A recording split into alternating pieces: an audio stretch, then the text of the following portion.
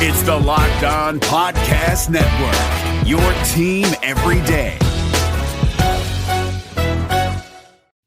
The divisional previews continue to roll out the door in preparation for fantasy hockey draft season. And on the Wednesday episode of the Locked On Fantasy Hockey Podcast, we are taking a deep dive into the Central Division, risers, fallers, and how everyone finishes. Thank you for joining us for this Hump Day edition. Let's tap in and get this paper. You're Locked On Fantasy Hockey, your daily podcast on fantasy hockey.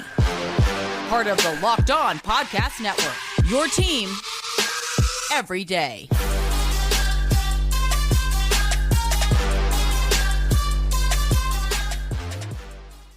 Welcome back inside the lab, everybody, to your source for offseason fantasy hockey news, the Locked On Fantasy Hockey Podcast, joined as always by my esteemed and distinguished co-host, Mr. Steele Roden. And on this side of the microphone, it's your boy, Big Flip Livingstone. And thank you for making us your first listen every single day, even throughout these dog days of the offseason. People, we see you and we appreciate you. Continue to drop us that 5-star review and smash that subscribe button. Steele, today we're going to get to the Central. And you and I spoke off air. I think we're going to have some differing of opinions on how things shake out in this year's Central Division. But you said it the other day, and kudos to you. Pacific Division, I think out of all of them, which we did on last episode, you can check it out on the channel if you missed it, was the easiest one to predict because now things are getting a little bit topsy-turvy. So I want to see what's going to go on in your mind. We'll break it all down, 8 through 1, risers and faders in the fantasy realm, some guys on the come up, some guys to potentially fade in the draft. And I know you want to drop a few nuggets about this listener league because polls are out today, people. Head out to our Twitter. Make sure you're voting and make sure that you have followed, liked, and subscribed to the pod because that's how you get into the draft. Steele, I hope I covered everything there because I'm hyped for this Wednesday episode. Yeah, very, very excited. You did cover a lot of things there. Getting into the Central Division, we talked about the Pacific. So if you missed that episode, go back, watch it on YouTube or your favorite podcast platform. We appreciate all that love and support. Before we get into the Central Division standings, early predictions, like Flip said, we got some more details for the Listener League. 2 separate leagues, competitive and casual. We've got over 35 people so far interested in the Fantasy League. We only have 14 to 16 spots per league. So again, make sure you're DMing us. Yeah, 16 max per league is what we're aiming for, just so it doesn't get a little too hectic. But again, if you want to be a part of it, DM us privately on Twitter. We'll get your information. We'll put you down on the list for whichever league you want to be a part of, casual or competitive. And again, tune in to our Twitter feed to get insight on those polls if you want to have an input and a little bit of a say on what the format, what the settings, and what platform we will be using this upcoming season. So again, make sure you're tuning in every single day and looking for those polls if you want some input. 100%. And it's just getting so close, Steele. I sound like a broken record on here because I'm just so hyped up to get this puck drop on this upcoming season. I think we're going to see we've talked about this. I think we're going to start to really see the changing of the guard across the NHL, right? The Penguins are making a last-ditch effort. Are the Washington Capitals going to start to fade? Ovi and Sid are now maybe going to start to step back and let the new young stars of the NHL take shape here. And that means fantasy landscape change as well. And actually, that's a nice segue into the Chicago Blackhawks because things are changing in Chicago. And I have them at 8th because they're just not going to be there yet. There's no goaltending. There's a lot of holes in the bottom 6. There is no blue line aside from, a couple of pieces and maybe, Seth Jones, obviously, I like that they brought in some veterans. They bring in Corey Perry, and I believe they brought in Nick Foligno as well to maybe free up some space for some of those top pieces. So that's my take right off the bat. Chicago Blackhawks, 64 points. They finish in the basement, but I think, Steele, the top of this division, the top 4 teams are clearly the toast of this division, in my opinion. Yeah. But I think this division is going to be a lot more wide open than people expect. And I think that means some of these teams up the list, cough, cough, Arizona Coyotes, might take a little bit of a step forward this year. So that's what I think about the Blackhawks. Very quickly, risers, obviously it's got to be Bedard. And my boy Lukas Reichel. And let me get my point off about Reichel. Back-to-back 50-point seasons in the AHL and in 23 NHL games, 15 points, and you know he's going to be getting a real look on that right side with Connor Bedard. So I'm taking a look at him, and I'm fading Andreas Athanasiou. I think he's more of a name now than ever. Peripherals aren't there. 20 goals, 20 assists, man. But now he's getting pushed down that lineup, so I'm going to be staying away from him this upcoming draft. Yeah, there's pretty much besides that top line, none of these players are draftable. Goalies are not draftable. Maybe the only blue liner is Seth Jones, but everyone on that top line, Taylor Hall, Connor Bedard, and your boy Lukas Reichel are probably the only three guys that you can target on the forward group in this Chicago Blackhawks lineup. I'm not going to go in depth with this. I've got Chicago in last place as well, 8th in the Central Division. I have them finishing with 63 points, somewhere around there.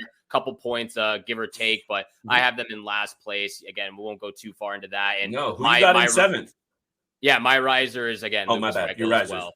Yeah, my riser. I'm again not going in depth with it, but I'm with you on Lukas Reichel. I think playing with Connor Bedard and Taylor Hall is going to do a lot for him, and obviously, like you said, on the farm team, he's doing great things down there. So getting some more time up in the NHL is going to be great for him. At number 7, I have the St. Louis Blues. I have them at 7. I have them finishing with 75 points on the season, maybe a little bit more. But again, looking at what Arizona and a few other teams in the Central have done so far, I like Arizona more than the St. Louis Blues this upcoming season. I'm just going to get the daily face-off lineups going. Again, like top 6 forward group. You've got some gems there. Jordan Kyrou, Robert Thomas, Braden Shen. I'm a little bit wary of Brandon Saad's age. I'm a little bit wary of Kasperi Kapanen and what he brings to the top 6 group. Again, that guy cannot hit the net if his life depended on it. This guy shoots it above the crossbar, seems like every single time. We've talked a lot about Jakub Vrana and what he brings to the table when he's healthy, because he is a little bit of a sharpshooter. He can get the puck in the back of the net when he's healthy, but can we put a little faith in him? Can we rely on him to stay healthy and be in the lineup 24/7 or big for 82 games? It's a big question mark for me. The blue line, I don't think there's a lot of offense that comes with the blue line here. It's a more defensive defenseman group there. Torrey Krug, even with him, like he doesn't bring that much offensively now than what he did with the Boston Bruins. And I've lost complete faith in Jordan Binnington. He's just, I know you have. He's got a lot of things going on between the ears right now, and not in a good way. To me, the confidence is very shaky. He gets rattled super easily. I just have the St. Louis Blues in 7th, finishing 75 points. St. Louis Blues, in my opinion, even regress further than that, Steele. I think they're down maybe around the 70-point plateau, maybe even less, because I just don't like what's going on in the forward mix. I don't like what's going on the blue line. And you mentioned my fader. Torrey Krug has missed 69 regular season games over the last 4.5 seasons. This guy has been the definition of banged up. Sure, when he's in there, he brings some offensive value. But I think the 40-point pace that he's put up with regularity, I'm a little bit worried. And actually, I just dropped him off my keeper team. He was one of my last keeper cuts. He was not a keeper for me. So out there in the dynasty realm, that's a little bit of a tip for you guys. I'm just not feeling it. I think there's a lot better options out there in terms of what he can put up. And his inconsistency in terms of his defensive play is what's making me worried the most, because I think his time on ice is going to start to claw back because of how poor he's performed defensively. Just too much risk with a guy in Krug. My riser, and this was a tough one, Steele, because there aren't a ton of good situations that I really like here. I wanted to actually maybe mention Buchnevich, but he's too much of a risk. I think Jordan Kyrou has all the ability to put up even more points than what he has done. I think last year he was around the high end 70s, maybe almost 80 points. No, that's not right. Early 70s. I think he was around 70 points. I could see 80, 85 points from him. So I know it's not like a bold prediction to say he's on the rise. I just think he's the most attractive piece on this team, obviously. And I'd be going at Kyrou more than any others. And then, of course, your boy Robert Thomas, and then down the list, Buchnevich and Shen. But I think the Blues struggle this year, Steele, and I think a lot of it does have to do with that back end, because the forward group might be, maybe above average. Jordan Binnington's a mess. The blue line's a mess, and I say they finish in 7th. Or if you're okay, let's go to break. We'll come back. We'll run 6 through 1. I want to talk about the Arizona Coyotes. I know I got to get some heat from you about my Minnesota Wild prediction, but you might as well be getting wild and making some money with our friends at FanDuel Sportsbook. Today's episode is brought to you by FanDuel. Get ready for the NFL season with incredible offers from FanDuel, America's #1 sportsbook.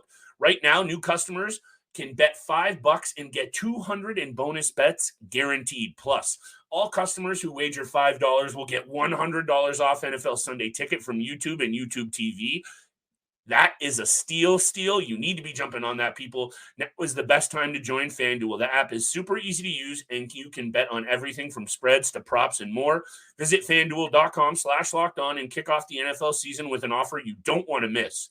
FanDuel, official partner of the NFL. NFL Sunday Ticket is now on YouTube and YouTube TV, which means that you can stay close to your team even if you don't live in their town. Like, maybe you're a Raven who married a Seahawk who got a job in the land of the Falcons. With NFL Sunday Ticket, you can watch your team's out-of-market Sunday afternoon games no matter where you live, because you shouldn't have to change teams even if you change towns. NFL Sunday Ticket, now on YouTube and YouTube TV. Go to youtube.com/presale to get $50 off. Terms and embargoes apply. Offer ends 9/19. No refund. Subscription auto renews. And thank you so much for making the Locked On Fantasy Hockey Podcast your first listen every single day. We are a part of the Locked On Podcast Network, where you can find your favorite team from all 4 major sports leagues, including the NCAA, your team every single day on Locked On Podcast Network. We appreciate all that love and support out there. Continue to hit that subscribe, the follow button, leave a 5-star review on your favorite podcast platform. And again, continue to DM us on Twitter privately with your information so we can put you down on either of the casual or competitive leagues that Flip and I are running this year on the Locked On Fantasy Hockey Podcast. We appreciate everyone that's DM'd us so far. Again, we've got over 35 entries right now on our list. We're going to be doing the draw mid-September, I believe, Flip. So again, continue to check on Twitter for our polls if you want a say or some input on what goes on.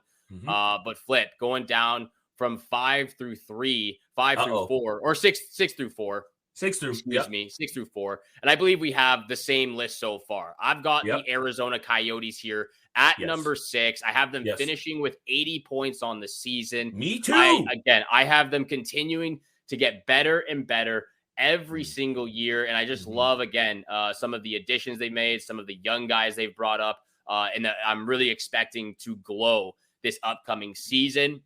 So I have them in 6th. I have them finishing with 80 points. My riser, and I've talked about him a little bit, is Barrett Hayton. I think this guy is right there on the cusp of making a really, really good season. He's the first-line centerman between Clayton Keller and Nick Schmaltz. He had a pretty terrific year last year, played 82 games, played the full season, almost 20 goals.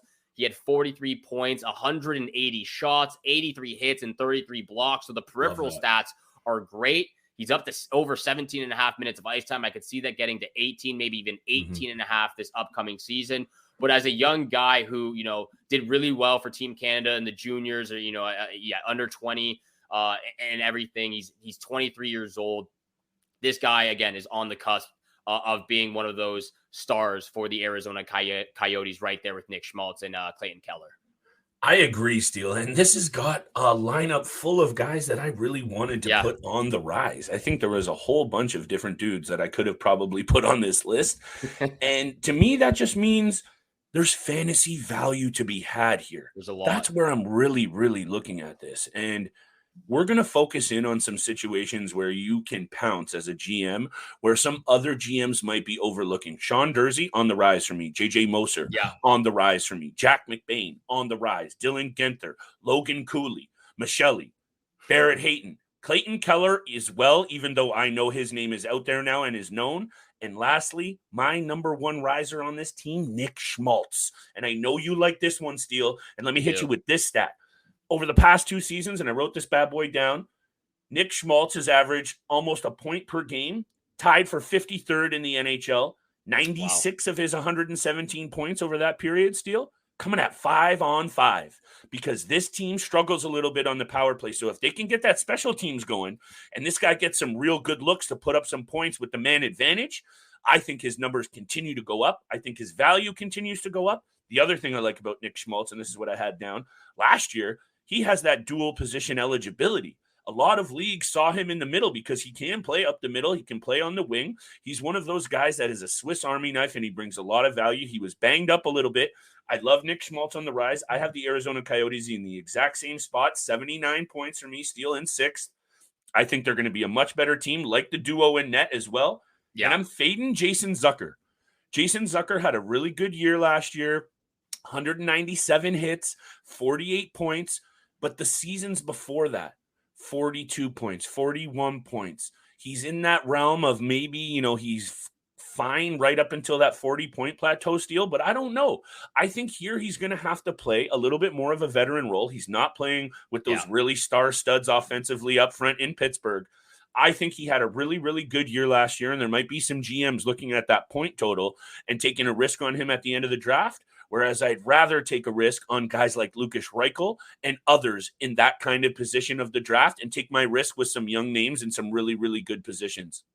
Absolutely agree. I think Jason Zucker just brings that veteran experience, that mentorship for these young guys here. You can't really not taking away from him either. You can't take too much away from him. There is some value. Yeah, no fantasy, or not a ton of fantasy value, should we put? Yeah, not enough. Thank you, Flip, for those correct words there. I'm getting mixed up a little bit. I'm trying. But yeah, I agree with you on that take as well. And we'll move forward to number 5 on the list. This is maybe where we start to get a little bit separate. We start to separate just a tad. I have the Winnipeg Jets here at number 5. I have them at 85, finishing with 85 points, 5th place in the Central Division. Again, I just think with everything that's gone on in the dressing room, in the locker room, on the bench, with the players, taking the captain from Blake Wheeler, and he goes to New York Rangers now. Connor Hellebuck's been on the trade block. It seems like he doesn't want to be in Winnipeg any longer as well. For me, that, again, just brings the big question mark. What does Gabe Vilardi and Alex Iafallo bring to a Winnipeg Jets team? I know Gabe said that he wants to be there. He likes being there. He's very excited for this upcoming season. But I just think there's an attitude problem in the dressing room. So I think they're just going to be the exact same team. They're not bad. They're not good. They're right in the middle for me. Okay. They finish in 5th place with 85 points. On the rise for me, I'm going to go with your boy, Cole Perfetti. You have to. And I know you're going to like that. That's why I'm saying it right now. But he has a lot of upside to him. I'm just wondering, again, playing with Vilardi and Iafallo, will that be helpful, or will that be a demise? If he plays with them. If he plays with them. I don't think he'll be on that top line, though. It's Kyle Connor, Mark Scheifele, and Nikolai Ehlers. I think that's their number 1 line there. So Cole Perfetti's probably going to be 2nd line left wing for me. On a player to fade, though, and not to fade too much because he's still a draftable player, but I'm going to go with Josh Morrissey. I don't see him putting close to 76 points up again. No. He's never gotten over 40 points in his career before this past season. 16 goals, 60 assists. I think it was just one of those seasons where, again, he's a great defenseman. He's bringing that offensive side of things now for the Winnipeg Jets, but I just don't think he gets close to 76. I could see him at 55, 60 points. That would be a great place for Josh Morrissey right now. And he's still very draftable and still very valuable, but we're talking about fading and rising, and I wholeheartedly agree with you on the Morrissey take. He is right here on my fade list. I kind of wanted to talk about Nino Niederreiter as a fade because they did bring in so many pieces, and he is so good at fluctuating up and down the lineup that I think they want him down here. But I don't want to go there because he's in a contract year, and guys in contract years nearing this time of their career tend to really put up. And that's why I actually have this team much higher on this list, Steele. And I'll leave my Winnipeg takes for that because I think they're good ones, and I don't actually think you're far off the mark here because there has been a lot we've been unable to put our finger on with this Winnipeg Jets team, and there has been off-ice issues. We know that dressing room has been a little bit of a powder keg, but I think with Wheeler moving out and some of these pieces now in here, and Pierre-Luc Dubois' poison is out, I think now they're in reset mode, and I just have a little bit more of expectation, and I'll explain that after the break when I talk about the Jets in a much higher position. Yeah. The Nashville Predators moved out a lot of veteran pieces, and I like a lot of them, Steele. I like a lot of the moves, and I like a lot of these young pieces in Nashville, and UC Saros is one of the best goalies in the business, for sure a top 8 or top 7 draftable goaltender, most definitely. But the Nashville Predators are going to be in tough to score goals this year. And they bring in Ryan O'Reilly and they bring in some veteran presence on the back end in Luke Shen. I like those moves. But actually, My riser is Novak, Tommy Novak, and Cody Glass up the middle.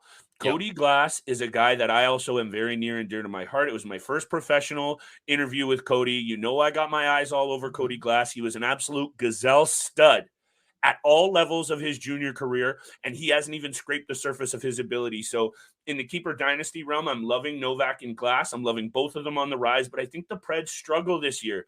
And I think Ryan O'Reilly, for the first time in his career, now absolutely has to be, he's been the leader. Yeah, he's been the off-ice presence. He's got to be the number one center again. And now he's getting up there in age. The guys around him don't have as much value as they did in Toronto. And I think I'm a little bit worried about his overall output. So I'm going to fade O'Reilly in the draft a little bit this year because I think he's still there. The peripherals are okay. He's still a quality NHLer. That's not what I'm trying to say here. The Nashville Predators did well to bring him in. Yeah. Fantasy value-wise, I'm fading him, no steal.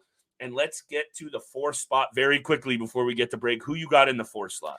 Yeah, number 4, we'll do this real quick. I've got the Nashville Predators here. I have them finishing exactly what they finished last year in points, 92 points at the end of the season. And I can't disagree a lot with you with what you just said. You know, they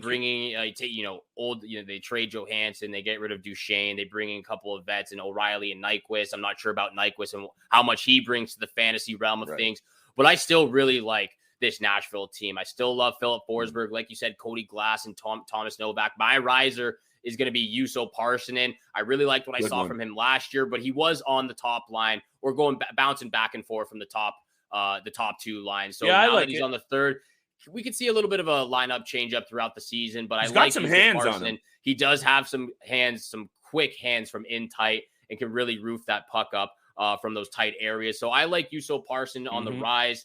For fading, again, I'll probably go, maybe Ryan O'Reilly, maybe Philip Forsberg takes a hit, but I'm still going to draft a guy like Philip Forsberg at the right spot and in the right round. But I really do like this Nashville team. I said it last year. I like the defensive group. I like the defensive group even more this upcoming season. I'm a huge fan of Luke Schenn and what he brings to the back end later in the draft. Ryan McDonough and Tyson Barrie, Dante Fabro and Alexander Carrier as well, as of course led by Roman Josi on the top end. I just think this team struggled a lot scoring offensively last year. Again, that could be a problem as well this upcoming season, but I really do believe that UC Saros is going to be a lot better than what we saw last year as well. He's going to be standing on his head. The defensive group in front of him is going to be a lot better, I believe. So I have them ahead of the Winnipeg Jets, and they're in the 4th spot with 92 points.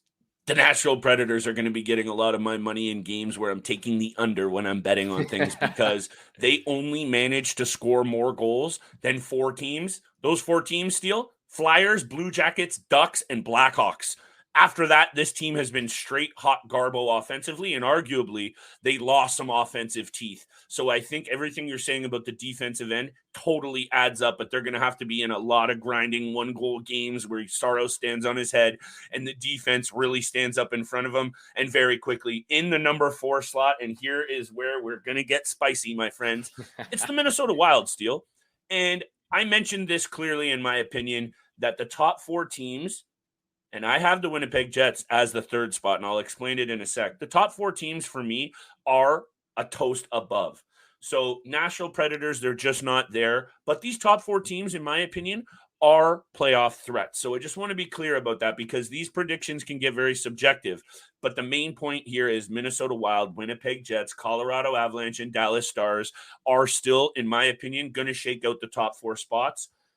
Risers for the Minnesota Wild, it's got to be Matt Boldy. I came on here and said it was one of the most exciting players that I have double circled coming into this season.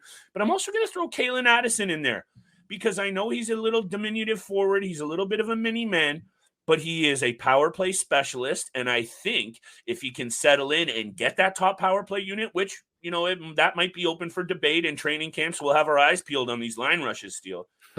He is on the rise for me. I think he's underrated. And a fader, just because I think of how good Philip Gustafsson is. And I know a lot of people are saying it's going to be a lot more of a split than we think in the crease. I'm not buying it. I think it's Philip Gustafsson's crease. And I think if it wasn't for the track record of Marc-Andre Fleury and the contract, we'd be already saying this is a 70-30% split. Yeah. So I'm fading Marc-Andre Fleury in the draft heavy. I don't even think he's a draftable goalie. He might be one of those waiver wire targets, though, should one of my backups go down, or even worse, Gustafsson goes down, because obviously then they're going with Fleury. And we'll have to wait for my take on the Minnesota Wild, the top three teams, 3-2-1 in the Central Division. Our early predictions coming up next. But thank you so much for making the Locked On Fantasy Hockey Podcast your first listen every single day. Remember, hammer that subscribe, hammer the follow button, 5-star review on your favorite podcast platform. We appreciate all that love and support you show us every single day. And again, once September hits, we're back to 5 episodes a week. And again, just keep tuning in, keep your heads out on Twitter for those polls for the Listener League that Flip and I are running this second season for the Locked On Fantasy Hockey Podcast. There's no off-season for the true NHL fan, and there are no off days for Locked On NHL. This off-season, Locked On NHL has you taken care of. In just 30 minutes every day, Locked On NHL will give you the latest on all the fireworks of the NHL off-season. Locked On NHL, free and available wherever you get your podcasts and on YouTube. Locked On Podcast Network, your team every day. If you're a business owner, listen up. Your company could be mentioned right here. With the NHL season right around the corner, Locked On has a special locals-only NHL kickoff package. 2 local businesses, yes, only 2 local businesses can sponsor this podcast for the upcoming NHL season. Find out how you can get this exclusive sponsorship and hear your business on this podcast. Text the word advertising to 33777 or visit lockedonpodcast.com/advertising and let us know who you are. Our team will assist you to achieve advertising success with Locked On. Once again, text the word advertising to 33777 or visit lockedonpodcast.com/advertising. We look forward to hearing from you. Number 3 on my list, Flip. And it's sort of a 2B, 2A situation because I have them tied here in points. Just because I couldn't really decide. But I'll start with the Dallas Stars. I have the Dallas Stars finishing with 100 points. Again, the top 3 team in the Central Division. There's not much that has to be said about this team. They're led by Jason Robertson, one of the best, youngest forwards in the game right now. Joe Pavelski just ages like fine wine. My guy over there. Always got to get my shots in. I got to throw Joe Pavelski in there every single day. How old is he? I'm kidding. He'll be 45 years old next week. No. He'll be 30. He'll be 39. But Rupe Hintz has really come along. Jamie Benn had a great season. They bring in Matt Duchene. What's another full year of Mason Marchman and Tyler Seguin on the same line. Wyatt Johnston is going to be my riser for the Dallas Stars. For sure. He looked great in the playoffs. He brings a lot of energy in that second line center position. And again, you can't go wrong with what's going on the blue line. Miro Heiskanen, Esa Lindell, Yanni Hockenbaugh, even Nils Lundqvist. The only player that's a liability is Ryan Suter. I don't know why he's the first defensive pairing with Miro Heiskanen. He's a liability on the blue line, liability offensively. He's just up there in age. So that's going to be my fade, as well as, again, my riser is Wyatt Johnston. This is getting interesting, my friend. And also, do you want me to spit out my third prediction, or did we already go to break? I can't even remember if we went to break yet. Yeah, we went to break. We're already back from break. Okay, baby, because it's getting a little hot in here, Steele. And let me just throw out the Winnipeg Jets in the third spot and let me explain.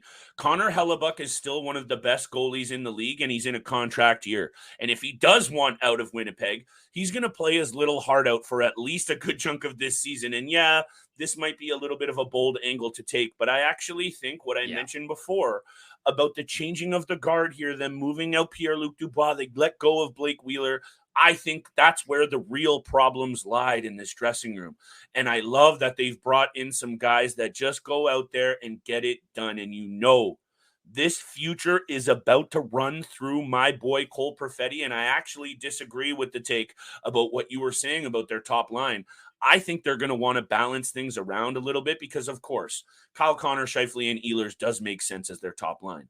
Of course, but I think they're going to want to spread out some value and move Kyle Connor down to play on the wing with Velarde and even Iafallo on the right side and let Perfetti take his spot as what he should be and what he will be as the top left wing and their most promising young piece. And that's just how high I am on Perfetti, and that's how high I am on Connor Hellebuyck. And I think he is a motivated goaltender to play really well. And I am banking on a couple of these things that aren't quite tangible. You know, the off ice. I think the locker room is going to be better. But this is going to be interesting, Steele, because they are going to have enough firepower, and I know that they moved out Pierre-Luc Dubois, but they brought in some good young pieces, and I already mentioned Morrissey as my fader, and if you're okay with it, I'll go right into my number 2 slot, the Colorado Avalanche. 105 points is where I see them at, and I'll explain why I have the Dallas Stars at number 1 in a second. Colorado Avalanche, 105 points, and my riser, Bowen Byram, I think he is going to have a huge step-out season. You're not liking this, though? No. Colorado Avalanche in second, you don't like? No. Okay. I don't like that at all. You think they should be in first? I do believe they should be in first. Okay, well, second isn't too far off first. I'll let you finish. I'll let you finish. No, it's okay. They're in second behind the Dallas Stars by 2 points in my projection. And the reason why I have the Dallas Stars at number 1 is because Jake Ottinger is the best goaltender in this division. And I'm banking on him to really step out. And I think he would be my favorite as the Vezina right after Sorokin and Shesterkin. And maybe Vasilevsky. I'm not fading Vasilevsky at all. But I think I would put Ottinger right up there in that mix. And I'm just quite high on Miro Heiskanen's ability this year. Wyatt Johnson's going to step out. I think this Dallas Stars team is one of the most complete in the NHL. And I think they're right there. So when I'm saying number 2, it's like you said, 2 and 2A. It's 1 and 1A in this situation because the Colorado Avalanche are one of the betting favorites. They might be the betting favorite for the Cup. And you know that was one of my picks as my betting favorites. But I just think if it goes down toe-to-toe, it goes down the line, I'm going to take Ottinger over Georgiev, and that's my main reasoning here. And I know my Winnipeg Jets take was a little bit bolder, but I really don't think having Dallas at 1 and Colorado at 2 is nearly as bold. This is just my subjective opinion, and I think if it goes down to the wire, I'm going to roll with the Dallas Stars, and I'm going to let you finish. Bowen Byram was my riser for Colorado. I'm fading Ryan Johansson just because I don't know what's happening with this guy. He's been banged up, and I know he's a name, and people are going to go, oh, he's on Colorado. Let's draft him. I'm fading him, Steele. Hit me with your take on these two because I have a riser and a faller for the Dallas Stars as well. Yeah, I do agree with Jake Ottinger might be the best goalie in this division now, right there with Connor Hellebuyck. There's a lot of great goalies in the Central Division. Hellebuyck, UC Saros, even Philip Gustafson, Jake Ottinger, of course. I agree with you on that. But with that being said, the Colorado Avalanche probably have the best defensive core in the Central Division in front of Alexander Georgiev. So I'm not going to come at you for your Colorado take. I'm going to come at you for your Winnipeg and Minnesota take. Yeah, that's fair. I'm going to come at you for that because – I'm not going to take too much to heart here because I am a Minnesota Wild fan, but I have them locked on Sens. I have them as my 2A here. I have them finishing with 100 points as well. Exact same amount of points as the Dallas Stars. That's why it's 2A and 2B. But I think this team is a lot better than, again, I watch this team. A lot of people don't watch the Minnesota Wild. Again, it's on the late starting time, game time, but I watch them a lot. I've grown to love them a lot over the years. And I think this team continues to get better and better. Joel Eriksson-Ek doesn't get enough credit to his name. Matt Boldy, like you said, is going to have an insane season this year, playing alongside Kaprizov and Zuccarello. Marcus Johansson was one of the best ads at the trade deadline, in my opinion, for what he brought for the remainder of the regular season, as well as the postseason as well. The bottom two group, they lose Ryan Reeves. They bring in Patrick Maroon, Marco Rossi. Hopefully he can do something. A very touted, prospect that we've been waiting for over the last season as well. I really like that third line of Goudreau, Duhaime, and Marcus Foligno. I think this defensive group doesn't get a lot of credit as well, but they do have some young guys in Kalen Addison and Brock Faber. So that's going to be something to look out for. And then you already said it, having a guy like Marc-Andre Fleury to back you up. Again, we're not sure what the starting position is going to be like or what the split is.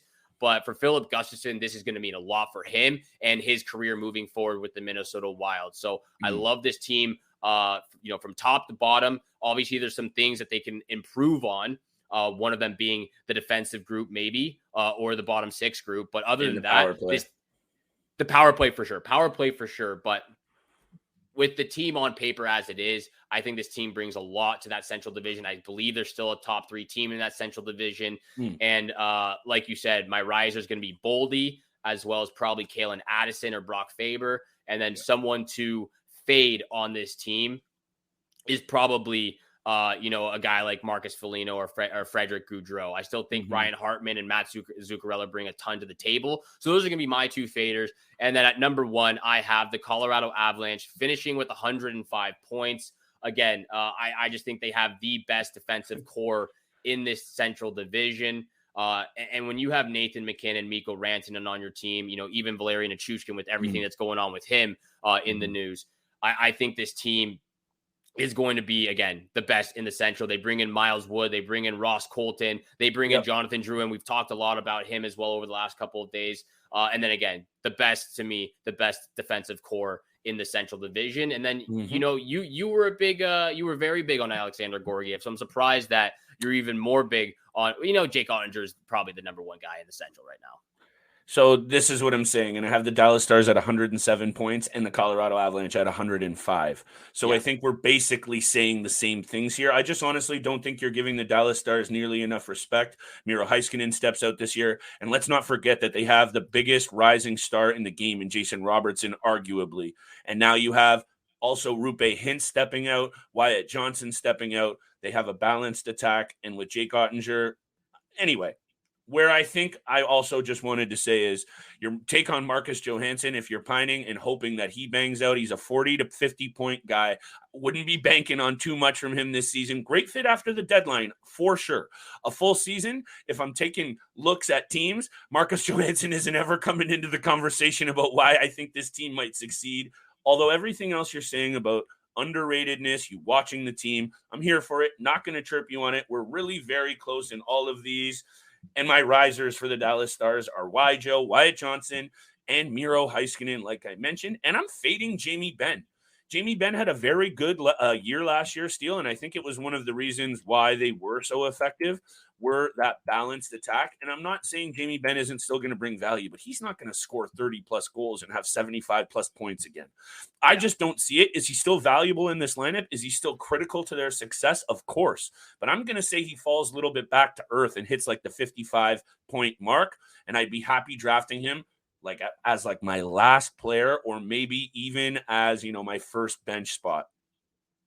And that's one of the reasons why I also have the Dallas Stars at the 2B slot there, because I think Jamie Benn and Tyler Seguin are going to fall back to earth a little bit. I also, again, not going to hate on it, but I just don't think the defensive group for the Dallas Stars is the best. Wait, let's finish this off with a side bet, because I have to. Minnesota Wild finish behind the Winnipeg Jets. You want to do it for the spice? That's sure. An easy one for you. Yeah, I'll take them ahead of the Winnipeg Jets. Yeah, easy money. Okay, let's throw a 20 on that for fun. Easy money for me. Okay. We'll get to the Metropolitan early predictions for Friday's episode. Thank you so much for tuning into the Locked On Fantasy Hockey Podcast, making it your first listen every single day. Again, thank you so much for tuning in for today's episode with Flip and I. Have a great day. Good luck with all your summer bets out there, and we shall see you back here again on Friday. Peace.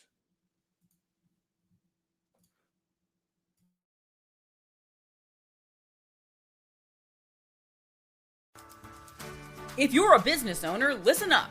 Your company could be mentioned right here. With the NHL season right around the corner, Locked On has a special locals-only NHL kickoff package. 2 local businesses, yes, only 2 local businesses can sponsor this podcast for the upcoming NHL season. Find out how you can get this exclusive sponsorship and hear your business on this podcast. Text the word advertising to 33777. or visit LockedOnPodcasts.com/advertising and let us know who you are. Our team will assist you to achieve advertising success with Locked On. Once again, text the word advertising to 33777 or visit LockedOnPodcasts.com/advertising. We look forward to hearing from you.